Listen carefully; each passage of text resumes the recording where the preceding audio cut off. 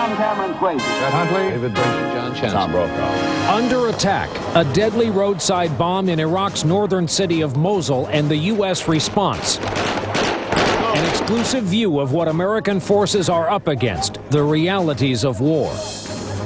Wall of water, the shocking new video of the tsunami hitting the heart of Banda Aceh, Indonesia. But today, an attempt to get back to normal. School reopens. Black eye, high-level firings at CBS News in the wake of the 60 Minutes debacle. Tonight, the fallout from the fake documents. And Kids Menu, the effort by marketers to target your children and what it's doing to America's waistline. From NBC News World Headquarters in New York, this is NBC Nightly News with Brian Williams. Good evening. Tonight we have a graphic and real-life example of what correspondent Wyatt Andrews begins our coverage. The independent panel slams CBS News and 60 Minutes Wednesday for what it called fundamental deficiencies in reporting, accusing the network not of political bias, but of being in a competitive rush. The story wasn't ready, and they put it on the air. The basic journalism was faulty. Tonight, we have new documents and new information. On the broadcast last September 8th, Dan Rather presented 4 documents, purportedly from the personal file of Lieutenant Colonel Jerry Killian, the National Guard commander of then Lieutenant George W. Bush. Documents that said Lieutenant Bush failed Guard standards and benefited from political pressure to sugarcoat his record. But the independent report picks the story apart, noting that neither Rather nor his highly respected producer, Mary Mapes, ever confirmed the original source of the documents, never truly authenticated the documents, and worse, made a, quote, false statement in the story. We consulted a handwriting analyst and document expert. By reporting that one expert called the material authentic when he had not. However, the panel did not conclude the documents were forgeries, and despite a controversial phone call Mapes made to the Kerry campaign, the panel found no political agenda. In terms of rock-solid evidence that there was such, we didn't find it. We didn't find any actual bias. On the question of blame, the report points mostly to producer Mapes, finding, for example, she never told superiors her source, Bill Burkett, was an ex-guardsman with an anti-Bush history. The report is less critical of Rather, saying he demanded that the story be verified, but had just returned from the Republican convention and then from Hurricane Francis and had relied on Mapes. I think the main mistake was trusting someone that clearly misled him. CBS Chairman Leslie Moonves says Rather will not be disciplined in light of his previous decision to leave the anchor chair this March. We don't feel it's appropriate that anything else should happen. Mary Mapes, however, was fired. 3 senior managers who supervised the broadcast and who the panel said failed to ask the right questions were asked to resign. CBS News President Andrew Hayward keeps his job. CBS News standards on the use of documents and the handling of disputed stories are being tightened. We need to establish a much more forthright system of checks and balances where something like this couldn't happen. As part of those checks and balances, CBS News also appointed a new senior vice president for standards and special projects, whose job, in part, will be to track all complaints that a story might violate standards of fairness. Mary Mapes, meanwhile, issued a statement saying she told her superiors everything about her sources and that she still believes the documents were well corroborated. Dan Rather today had no comment. Bob? Thank you very much, Wyatt. The independent panel noted that other news organizations have recovered from a reporting crisis by acknowledging mistakes and overhauling procedures that allowed them.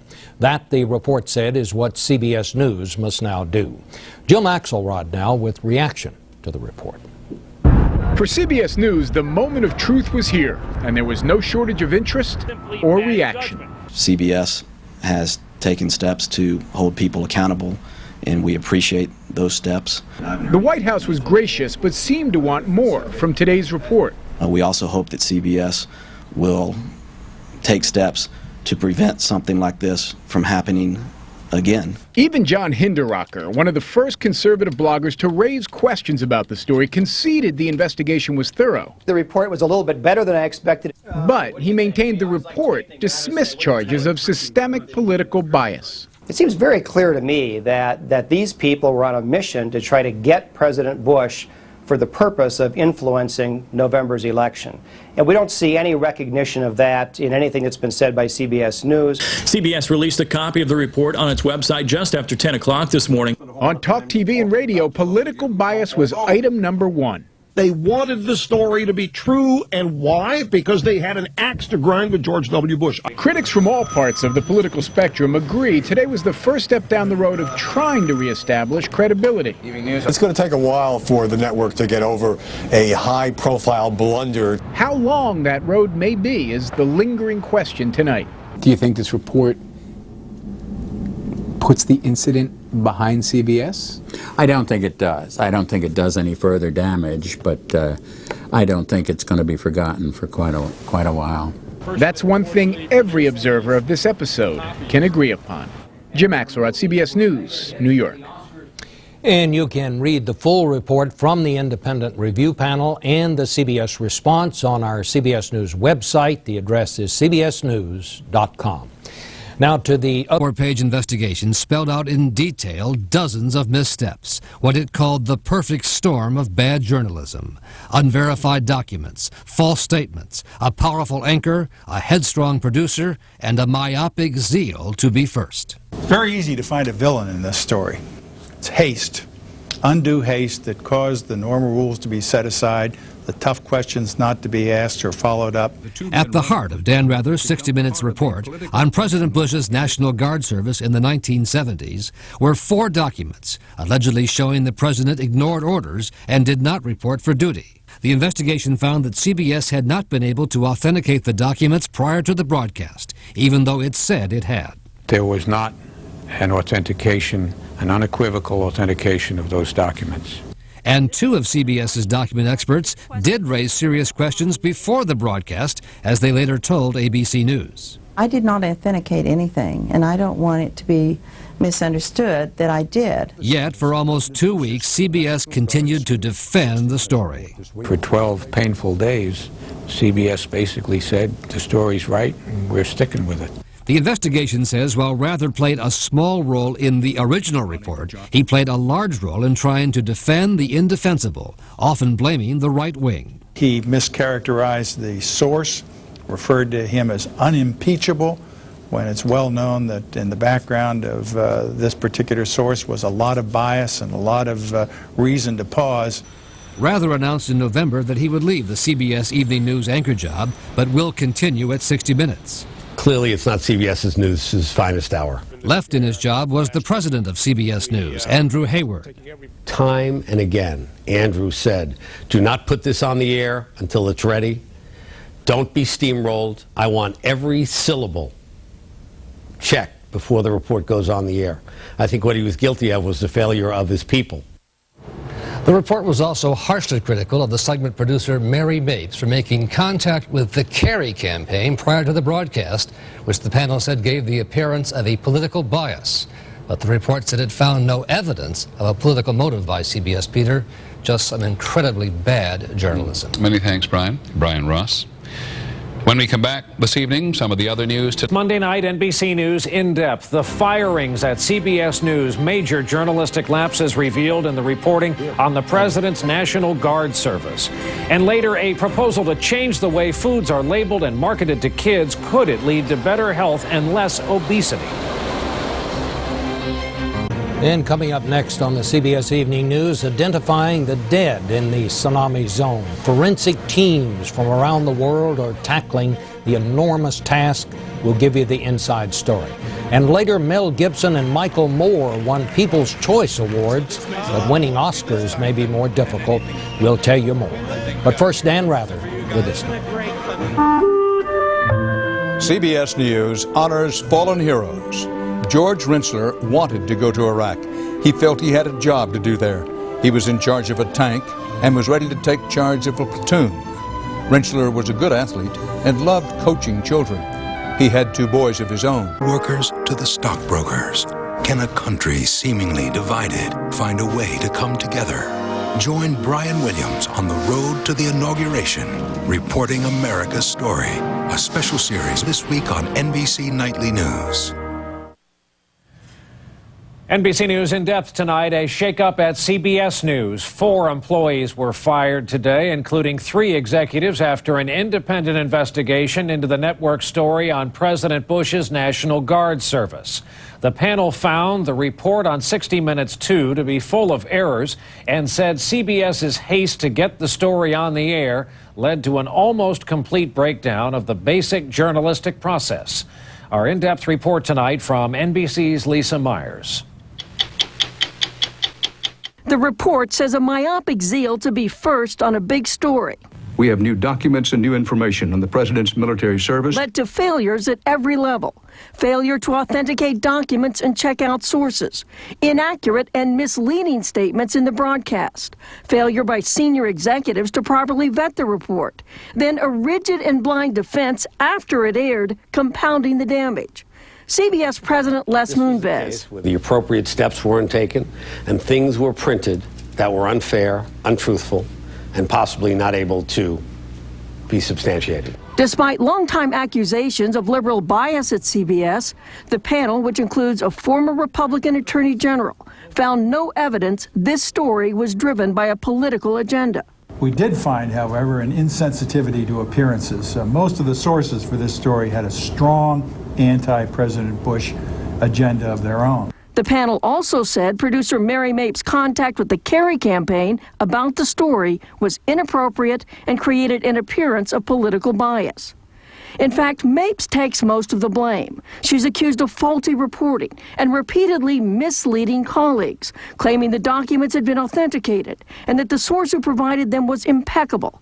Neither was true, according to the report. With Dan Rather reporting from... As for Dan Rather, the report says he was stretched too thin and his enthusiasm clouded his judgment.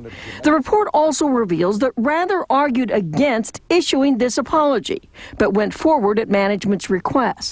It was a mistake. CBS News deeply regrets it. Also, I want to say personally and directly, I'm sorry. However, Rather later told investigators he still believed the story was true and the documents authentic. The panel found Rather's comments disavowing the apology to be troubling. Rather is stepping down as anchor of the Evening News in March, and the report recommends no further sanctions. I think Dan Rather has paid the price that this is going to be high up in his obituary. Tonight, in a statement, Mapes says she's terribly disappointed by the report and shocked by the, quote, vitriolic scapegoating by CBS officials, whom she says have placed ratings and political considerations above journalism. Lisa Myers, NBC News, Washington. Bob Steele is an expert on journalism and journalistic ethics at the respected Poynter Institute. He weighed in for us on the CBS situation, today's review, and how this case affects the news media as a whole. Here he is tonight in his own words. CBS News failed significantly when it came to the original stories. They failed in terms of their system, they failed in terms of their operations, and in many cases they reacted poorly and slowly to the criticism that came at them. We can no longer vouch for their authenticity. It was wise to do an independent review of what took place, and the review is extensive and substantive, and it gives CBS plenty to chew on and to act upon in terms of how to right the ship. It's essential that they go back to what is at the heart of CBS News, and that's a matter of integrity. Many accuse CBS News of bias, of ideological bias and political bias. This situation is probably unique to some degree because of the case history. There has been tension between Dan Rather and the Bush family. How would you like it if I judged your career by those 7 minutes when you walked off the set in New York?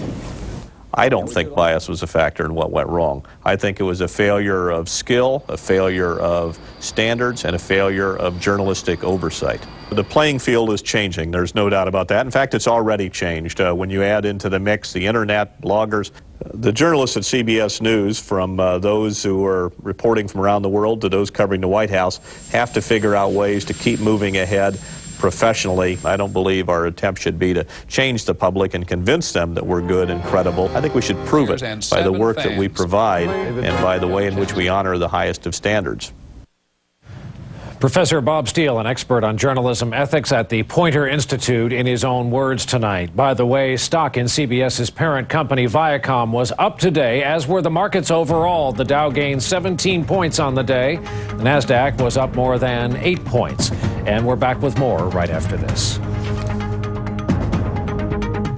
It's time to dangerously on the rise among our children. Now, an advocacy group wants. Finally this evening, a passing, we should note. In many papers over the weekend, it was a small single-column obituary. It's possible a lot of readers glanced at it, saw the name Rosemary Kennedy, and moved on, not realizing she was the sister of the President of the United States.